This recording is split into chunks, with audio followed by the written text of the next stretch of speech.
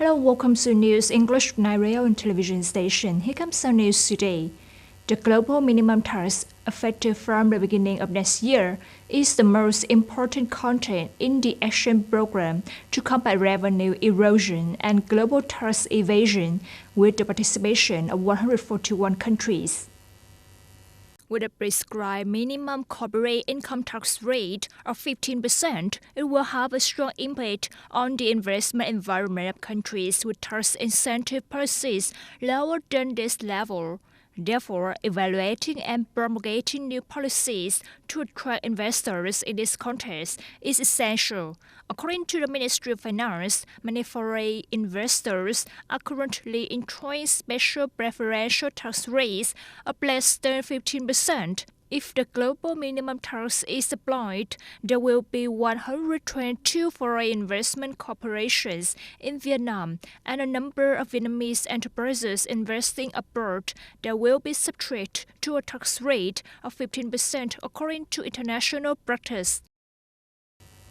Yesterday at the Children's House of Dong Nai Province, the Provincial Youth Union Study Committee coordinated with the Department of Education and Training and the Provincial Union of Science and Technology Associations to organize the final round of the Robotic Competition and STEM Festival 2023. Participating in the final round and festival were 400 children who are students in districts and cities in the province. The robotic competition has gone through 3 qualifying rounds in 3 clusters. Cluster 1 includes Cẩm Mỹ, Long Khánh, Long Thành, Nhân Trạch units held in Long Khánh City. Cluster 2 includes Tân Phú, Thống Nhất, Định Quán, Xuân Lộc units organized in Thống Nhất District. Cluster 3 includes the units of Biên Hòa, Vĩnh Cửu, Trảng Bom and the Provincial Children's House organized in Trảng Bom District.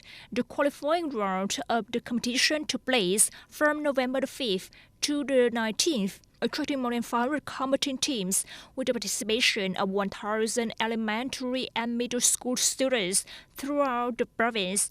Entering the final round of the competition, there were 24 pairs teams in 2 groups, primary and secondary from districts and cities. Implementing the plan of Dong Nai Provincial People's Committee on implementing the project supporting gender equality activities in ethnic minority areas in the period 2018-2025 in Dong Nai Province, the Department of Culture, Sports and Tourism said that the traditional festivals of ethnic minorities are maintained and held periodically, such as Sang Yang Va, New Rise celebration of the Chura ethnic group, the Tai Phang of the Chinese ethnic group, Yang Ponam worshipping the mountain god, Yang Kul worshipping the rice god of the Ma ethnic group, Ông Pagoda festival at the national relic of Ông Pagoda in Hiệp Hòa Commune, Biên Hòa City, Lam Chai festival praying for peace at the provincial relic of Patriarch Temple, Biên Hòa City, and so on. The management of traditional folk festivals of ethnic minorities not only meets the spiritual and religiousness of the people, but also creates an ideal environment for ethnic groups in the area to certainly participate in cultural, artistic, and sports exchanges.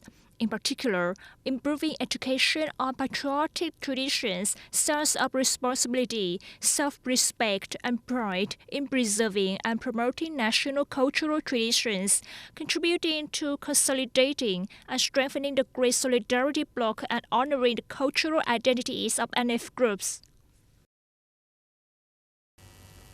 Qatari officials, the mediator in the conflict between Israel and Hamas in Gaza, says the ceasefire agreement between the two sides had been extended for another 2 days instead of ending yesterday. In a status line posted on a social network, Qatari Foreign Ministry spokesman said, an agreement has been reached to extend the humanitarian pause for another 2 days in the Gaza Strip. Israel has not officially commented on the above information, but previously the country said that for every 10 hostages released by Hamas, Tel Aviv will extend the ceasefire for another day. The ceasefire, implemented for 4 days, starting on November 24th, helped 69 hostages captured by Hamas during the attack on Israel on October 7th return home, and 150 prisoners held by Israel were also released.